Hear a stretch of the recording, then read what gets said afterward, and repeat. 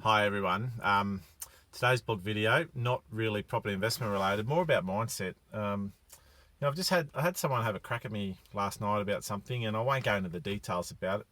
But a very toxic person. You ever meet someone like that, and I, d- I don't take any of it personally because she's wrong about what she's saying, and whenever someone does sort of have a crack at me, I do immediately check my own backyard first and assess it. But I'm very quick to do that. And the moment I realise if they're right, I'll own it. But if they're wrong, I'll discard it pretty quickly. But I just feel sorry for people like that. And it made me think that, this is perhaps something that I can help other people with.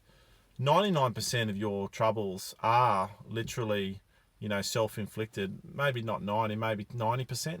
Not 99, 90. But they really are, because stuff just happens, and unless you're like getting shot or punched in the face, it's just stuff. It's just information. It's just sound waves traveling through the air. And a lot of the stress is created by the way you interpret it. If it ain't gonna make you sick and it ain't gonna kill you, then it's just stuff, and you can just brush it off. Life will go on. But I think a lot of us self-inflict wounds by interpreting things the wrong way or making up a big narrative about stuff.